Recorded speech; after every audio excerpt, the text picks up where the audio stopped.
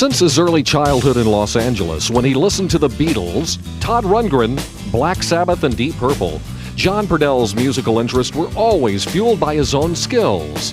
Skills which he refined while performing with his band Exposure on the LA club circuit, on tour with Rick Springfield, culminating with a Live Aid concert in Philadelphia, and in the studio producing gold and platinum records for such artists as Ozzy Osborne, Heart, Alice Cooper, Poison, and Foreigner.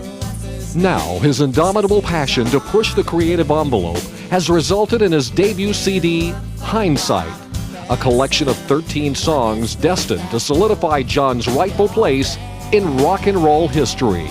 Yeah, I consider myself real lucky to have worked with such great artists over the years. But the highlight has to definitely be my work with Ozzy Osborne.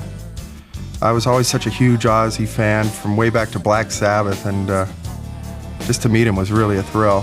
But to produce and to work with him as well, man, that was just incredible.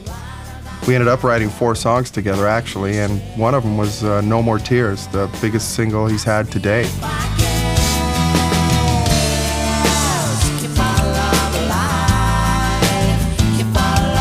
Like most songwriters, I draw mainly from personal experiences for my lyrics, but at the same time I like to try to keep things open enough so where the listener will hopefully be able to identify and relate to them for themselves.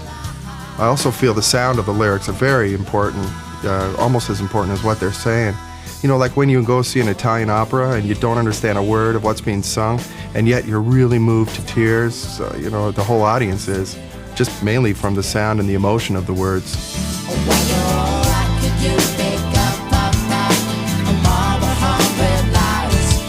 I also find myself getting inspiration from pretty much everything around me, actually. You know, television, newspaper clippings. In fact, one day I had this guitar riff. It goes. And a news story came on. It was a Jack Kevorkian story, and I came up with the title Better Way to Die. And from then on, the song pretty much wrote itself.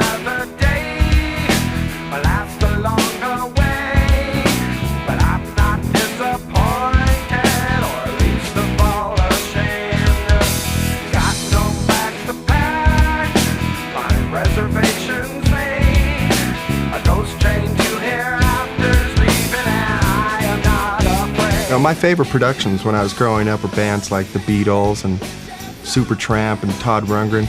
You know, the way that they'd layer their sounds and their harmonies were always really cool, I thought. And also they'd experiment with different instruments. I really liked that a lot.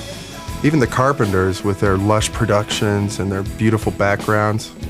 Oh well, they're great songs as well. I think all these bands probably influenced this record as much as any of the bands that I've worked with in the past.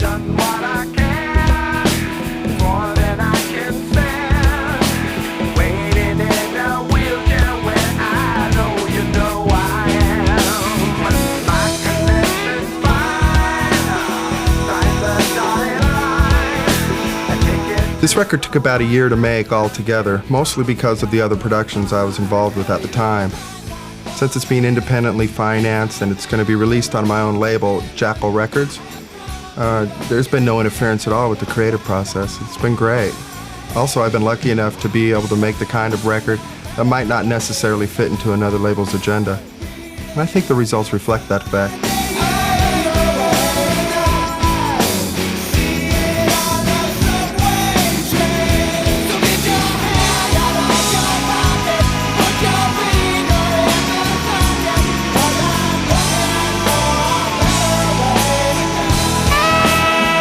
I recently was lucky enough to play in front of thousands of people. And I gotta tell you, I forgot how much fun it was playing to a live audience and how much I've really missed the live aspect of rock and roll. You know, I've been cooped up in the studio for so long, and to get that instant reaction, man, I can't wait to get back out there.